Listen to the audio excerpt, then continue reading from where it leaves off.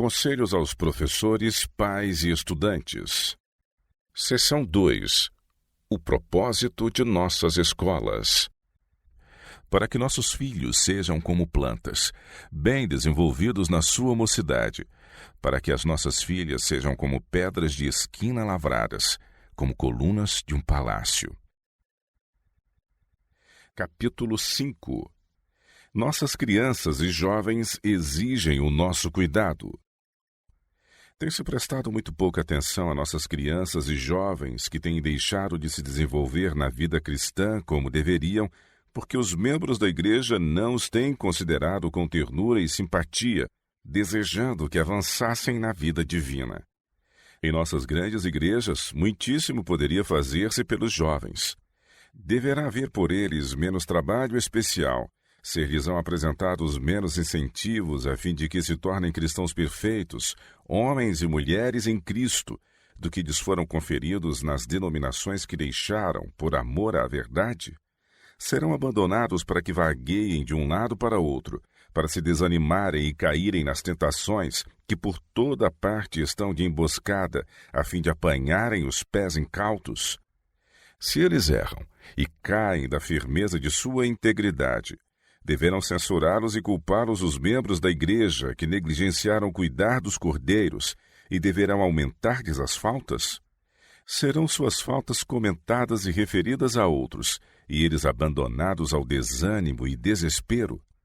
O primeiro trabalho que há a fazer pelos membros de nossas igrejas é interessar-se pela nossa juventude, pois esta necessita de bondade, paciência, ternura, regra sobre regra, mandamento sobre mandamento. Onde estão os pais e mães em Israel?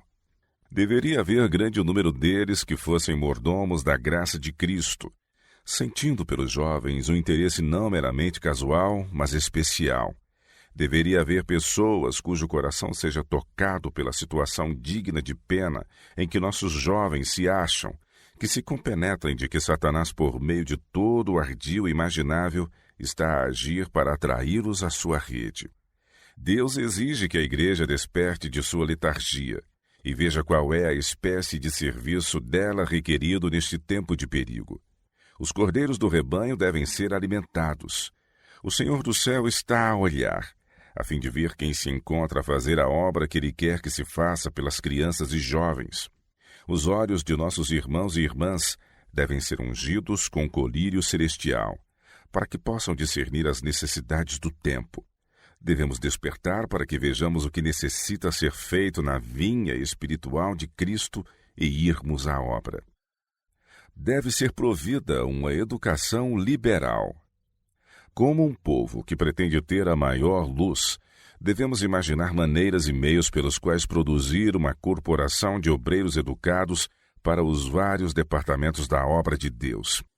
Necessitamos de uma classe de moços e moças bem disciplinada e culta em nossos sanatórios, na obra médico-missionária, nos escritórios de publicação, nas associações dos diferentes estados e no campo em geral.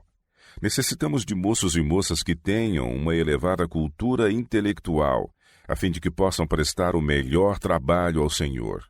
Temos feito algo no sentido de alcançar esta norma, mas estamos ainda muito aquém do ponto em que deveríamos estar. Como igreja, como indivíduos, se queremos estar isentos de culpa no juízo, devemos fazer esforços mais liberais para o preparo de nossos jovens, para que possam estar mais aptos para os vários ramos da grande obra confiada às nossas mãos. Devemos formular planos sábios, a fim de que a mente engenhosa dos que têm talento para fortalecer-se e disciplinar-se e tornar-se polida da maneira mais excelente, para que a obra de Cristo não seja estorvada por falta de hábeis obreiros que a façam com fervor e fidelidade. Todos devem preparar-se. A igreja está a dormir e não se compenetra da grandeza deste assunto da educação das crianças e jovens. Ora, dirá alguém, qual a necessidade de ser tão minucioso para educar completamente nossos jovens? Parece-me que se tomardes uns poucos dos que decidiram seguir uma carreira intelectual ou alguma outra que exija certa disciplina, e lhes derdes a devida atenção, isto é tudo que se faz mister. Não se exige que todos os nossos jovens sejam tão bem preparados. Não corresponderá isto a toda exigência essencial? Respondo, não, absolutamente não. Que seleção poderíamos fazer dentre o exército de nossos jovens? Como poderíamos dizer quem seria o mais promissor, quem prestaria o melhor serviço a Deus?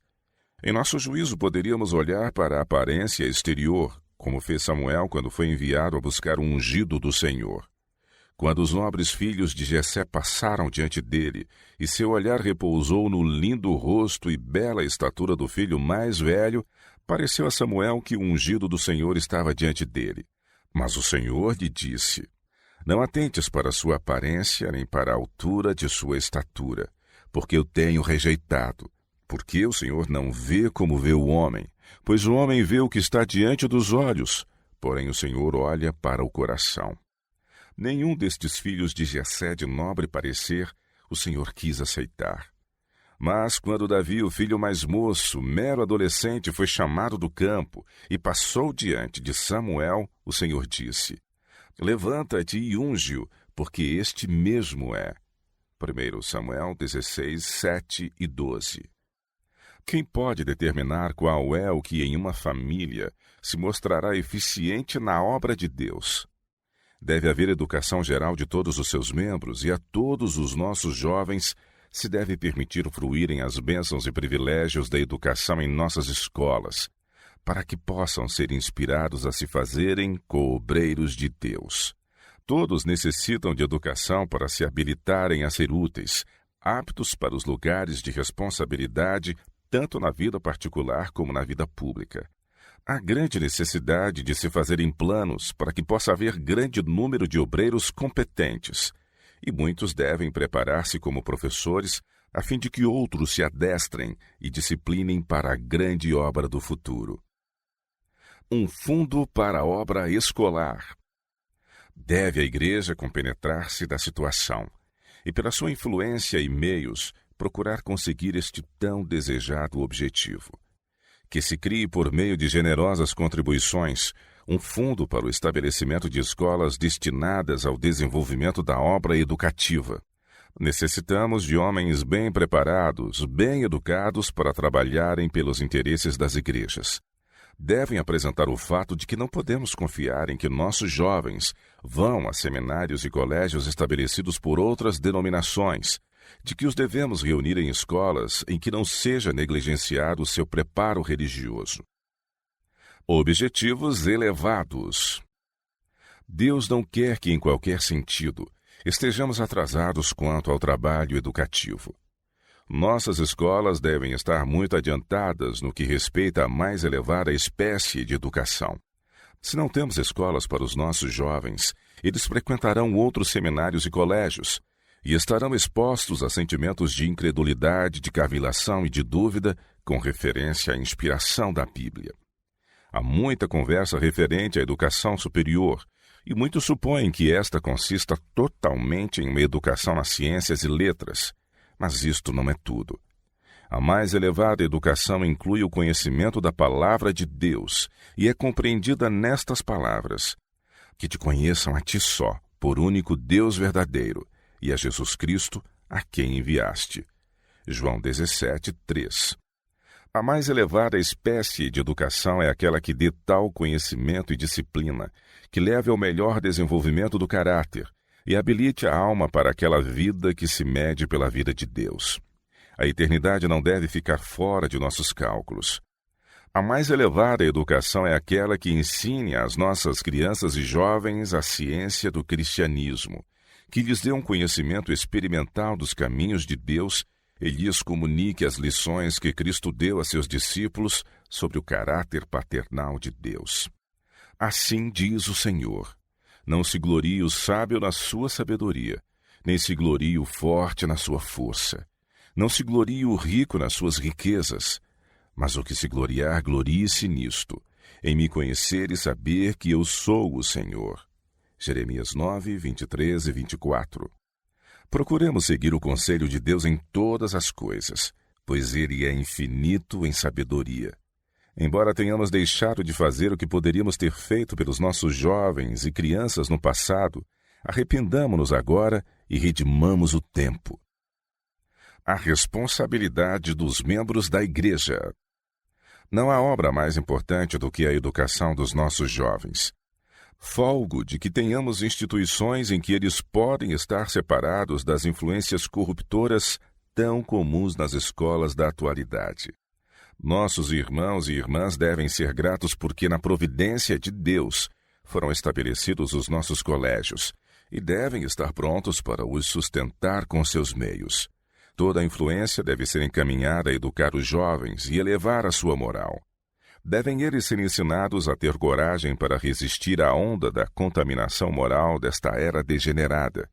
Com firme apego ao poder divino, podem eles estar na sociedade para amoldá-la e dar-lhe forma, em vez de serem moldados segundo o modelo mundano. Quando os jovens vêm aos nossos colégios, não se deve fazer com que tenham a impressão de que chegaram entre estranhos que não cuidam de sua alma. Devem guardá-los, repelindo Satanás, para que ele não os tire de nossos braços. Deve haver pais e mães em Israel que estejam vigilantes por essas almas, como quem deve prestar contas por elas. Irmãos e irmãs, não vos conserveis longe dos jovens como se com eles nada tivesseis, nem fosseis por eles responsáveis. Vós que há muito tempo haveis professado ser cristãos, tendes uma obra a fazer, a fim de paciente e bondosamente os levar pelo caminho reto. Deveis mostrar-lhes que os amais, porque são membros mais jovens da família do Senhor, a aquisição de seu sangue. O futuro da sociedade será determinado pela juventude de hoje. Satanás está a fazer esforços ardorosos e persistentes, a fim de corromper a mente e aviltar o caráter de todo jovem. E ficaremos nós, que temos mais experiência como meros espectadores, e vê-lo-emos cumprir sem impedimentos seu propósito? Permaneçamos em nosso posto, prontos a todo momento para trabalharmos em prol desses jovens e, mediante o auxílio de Deus, arredá-los do abismo da perdição. Na parábola, enquanto os homens dormiam, o inimigo semeou o joio. E enquanto vós, meus irmãos e irmãs, vos encontrais inconscientes da obra de Satanás, está ele a reunir sob sua bandeira um exército de jovens, e ele exulta, pois por meio deles prossegue com sua luta contra Deus. O privilégio do professor. Os professores de nossas escolas têm pesada responsabilidade a enfrentar. Devem ser, em suas palavras e caráter, o que desejam que seus estudantes se tornem. Homens e mulheres que temam a Deus e obrem a justiça. Se eles mesmos conhecem o caminho, podem adestrar a juventude a andar nele. Não somente os educarão nas ciências, mas os ensinarão a ter independência moral, a trabalhar por Jesus e a assumirem cargos em sua causa. Professores, que oportunidades são as vossas! Que privilégio está a vosso alcance de modelardes a mente e o caráter dos jovens sob os vossos cuidados. Que alegria não será para vós encontrá-los em redor do grande trono branco e saber que fizestes o que pudestes a fim de habilitá-los para a imortalidade. Se vossa obra resistir à prova do grande dia, soará aos vossos ouvidos, qual música a mais suave, a bênção do Mestre. Bem está, servo bom e fiel. Entra no gozo do teu Senhor. Mateus 25, 21. No grande campo da ceifa, há abundância de trabalho para todos, e os que negligenciam fazer o que podem serão achados em culpa perante Deus. Trabalhemos para o presente e para a eternidade. Trabalhemos com todas as forças que Deus nos concedeu, e Ele abençoará nossos esforços bem dirigidos.